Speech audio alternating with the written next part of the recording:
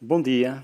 Vamos dar início à unidade curricular de Análise de Modelos Raster, no âmbito do curso de mestrado em Sistemas de Informação Geográfica, lecionado na UTAD. E esta é a primeira aula teórica.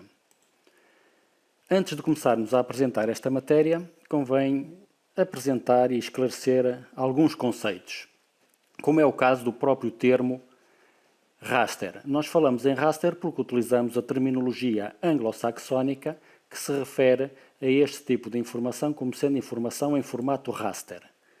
No entanto, formato raster não é mais do que o formato matricial, ou quadrícula, ou grelha, daí que também os sistemas, os programas que permitem fazer SIGs se refiram a grids, como a designação de imagem.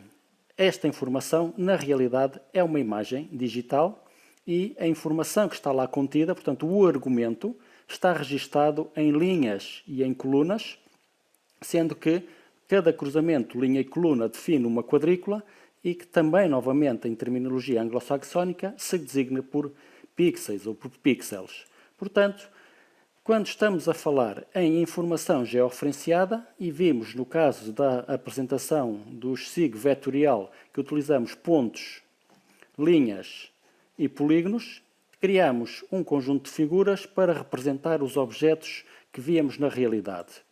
Em ambiente matricial, ou seja, em ambiente raster, nós vamos ter que transformar toda essa informação em ficheiros informáticos de linhas e colunas, em que cada um destes quadrados representa o argumento do objeto que estamos em estudo.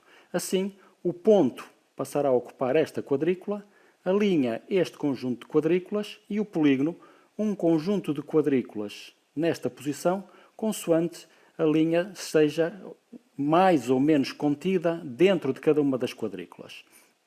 Assim temos que, em ambiente matricial, o formato raster, ou grid, vai ser na realidade um conjunto de matrizes, em que temos o ponto, a linha e o polígono, e no formato final as coordenadas serão na mesma consideradas da esquerda para a direita e de cima para baixo, consoante se georreferencia este canto, ou de baixo para cima. Portanto, o sistema de coordenadas e a leitura de coordenadas é o mesmo, a informação é que passa a estar em formato matricial e perde-se, portanto, a separação entre pontos, linhas e polígonos e passa-se a ter um conjunto de quadrículas, onde, como é o caso, onde não há argumento, a quadrícula recebe o valor 0, onde há argumento, a quadrícula recebe o valor 1. Isto numa imagem binária. Mas, antes de continuarmos, convém que se apresente um novo conceito, que é a resolução espacial de cada um dos pixels, ou seja, que espaço é que as matrizes ocupam e que resolução espacial, quantos metros é que cada um dos pixels ou cada um dos quadrados representa no terreno. Essa é a referência ao cell size da imagem. Se se recordarem, nas últimas aulas de introdução aos SIG, quando trabalhamos a altimetria, criámos um ficheiro TIN, que representava a altimetria do terreno, e depois convertemos o TIN numa TIN grid.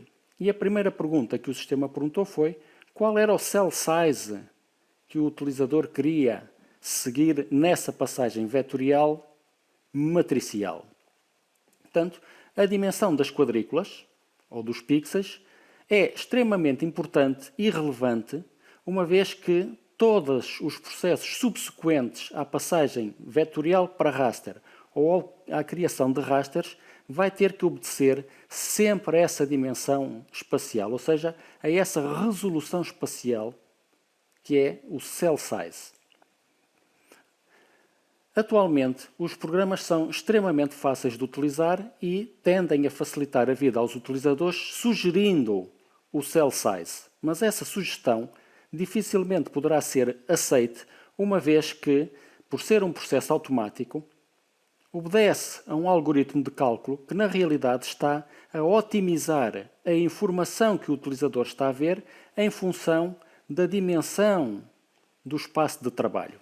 Reparem que, neste transformador Feature to Raster, ou seja, vamos transformar uma shapefile numa grid, por exemplo, o programa sugere que a menor das dimensões seja dividida por 250. Isto vai dar origem a pixels ou cell size diferentes, consoante a informação que estamos a ver, consoante a resolução e muitas vezes com dimensões que não são execuíveis com o resto do trabalho.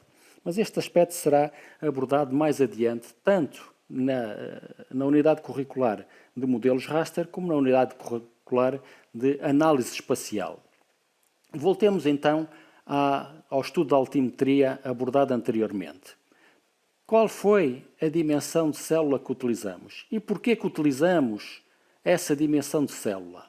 Se consultarem os apontamentos, poderão ver que, no caso de passagem da TIN a TIN Grid, nós sugerimos uma dimensão de 10 metros. E porquê que nós utilizamos os 10 metros em todo este processo? Se se recordarem, utilizamos a cartografia produzida pelo Exército à escala 1/25.000, onde as curvas de nível secundárias estavam apresentadas de 50 em 50 metros. E as curvas mestres estavam referidas a 50 metros, mas também dentro de um espaçamento de 10 metros. Isto significa que a resolução espacial do fecheiro vetorial de curvas de nível era de 10 metros em Z. Isso significa que quando queremos passar de uma TIN, que é um formato vetorial, para uma grelha, nós temos que dizer ao programa que a dimensão da célula vai ser 10 metros. Porquê? Porque temos 10 em X, 10 em Y, 10 em Z. Fica, portanto, coerente todo o sistema de georreferenciação e todo o sistema de resolução espacial.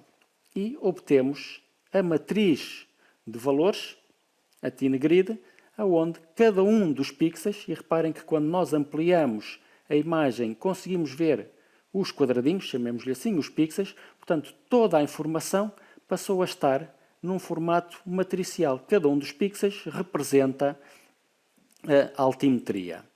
Se consultarmos as propriedades deste ficheiro, podemos ver que está organizado em 1600 linhas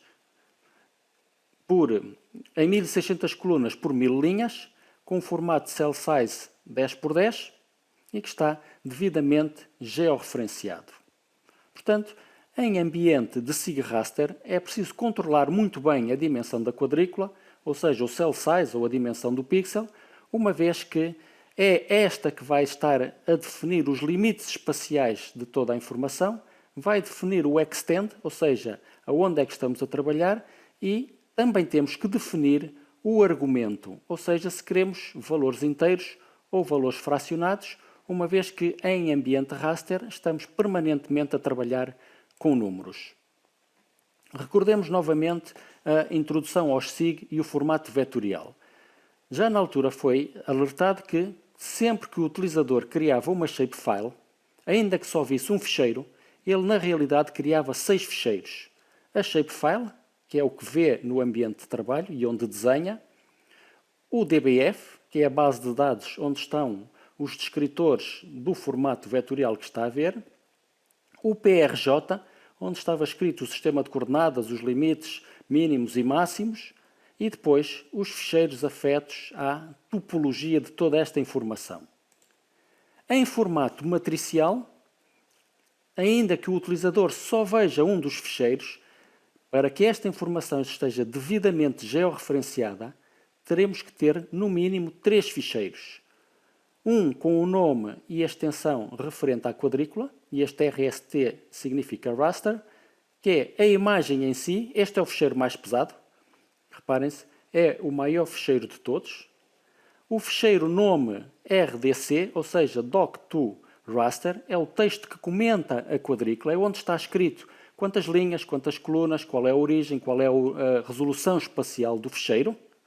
E um ficheiro AUX, que é o que o sistema informático cria para associar estes dois ficheiros um ao outro e mostrar a imagem ou o raster georreferenciado. Por exemplo, se a imagem for criada em formato TIFF, e TIFF é o formato Target Information File, o formato internacional ou universal de transferência de ficheiros raster, a cada TIFF está associado um TFW, e este W é o Word, ou seja, o texto que comenta o TIFF, e um AUX. Se criar a imagem em formato JPEG, terá que ter um GPW, o Word que comenta o JPEG, e um auxiliar.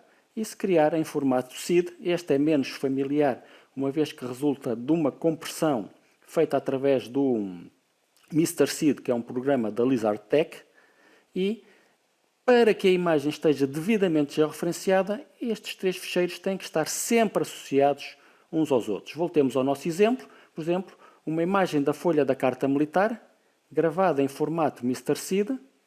Este ficheiro tem a quadrícula em si e estes dois comentam a quadrícula de modo a que o programa possa apresentar a imagem georreferenciada.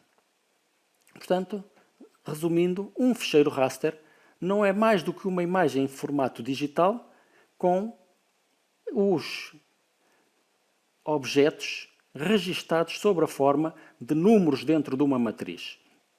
Portanto, esta matriz contém a informação e está devidamente ordenada em colunas e linhas. Por exemplo, se utilizarmos uma máquina fotográfica para tirar uma fotografia em papel e depois passarmos essa fotografia em papel num scanner, na realidade estamos a criar uma matriz de valores devidamente ordenada em colunas e em linhas e que fica guardada num ficheiro informático, ou seja, num conjunto de bytes. Por exemplo, se tivermos uma informação qualquer em formato de papel e a passarmos num scanner, nós criamos o ficheiro RST, que é só a quadrícula, e este é diretamente visível. Podemos ver, fazer um visualizar ou ver anteriormente e conseguimos ver o ficheiro. No entanto, esse ficheiro não está georreferenciado. Para isso, temos que criar estes outros dois ficheiros. E para criar esses ficheiros, o utilizador tem que conhecer a imagem, uma vez que pode ser ele a fazê-lo diretamente. Uma vez que, ao contrário do formato vetorial, que sozinho não pode ser utilizado, o formato matricial sozinho pode ser utilizado como imagem. Por exemplo, uma fotografia é um formato matricial, é um raster e pode ser diretamente visto. No entanto, nenhum deles está georreferenciado. Para georreferenciar, o que é que o utilizador tem que fazer? Tem que conhecer muito bem o ficheiro a que se refere, ou que está a analisar, conhecer a área de estudo e tem que criar estes dois ficheiros auxiliares. Por exemplo, suponhamos que temos um mapa produzido por um cartógrafo ou por um topógrafo, devidamente georreferenciado, porque tem 4 pontos coordenados, tem uma referência ao sistema de coordenadas, I4 de Gauss militar, portanto Lisboa I4 de Gauss militar ou I4 de Gauss antigo, e pega neste mapa e passa num scanner. Ao passar num scanner, obtém uma imagem, mapa JPEG, que para o computador não está georreferenciada, porque é apenas uma matriz de dados, mas para o utilizador está georreferenciada porque ele conhece estas quadrículas. Agora, pode criar os ficheiros GPW e AUX se conhecer os limites cartográficos, a resolução espacial do ficheiro raster e o sistema de coordenadas que está afeto a essa informação. Depois, ou cria o ficheiro diretamente num processador de texto, ou cria um SIG vetorial, cria pontos de referência e georreferencia o ficheiro raster, portanto, deixando que seja o software a criar esses ficheiros adicionais. Se o utilizador quiser criar o ficheiro à mão, através de um processador de texto, tem que cortar a imagem certinha pelos limites cartográficos, pelos pontos coordenados, consultar as propriedades dessa imagem e tomar nota do número de linhas e de colunas, calcular a resolução espacial da imagem, ou seja, dividir o diferencial de x pelo número de colunas e o diferencial y pelo número de linhas e, usando, por exemplo, o bloco de notas, criar o ficheiro de texto.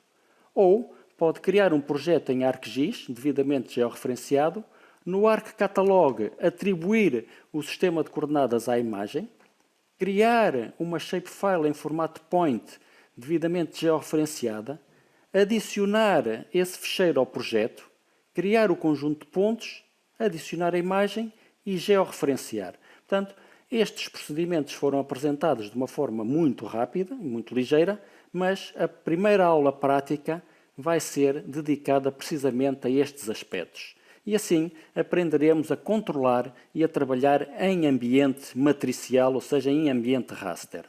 Muito obrigado.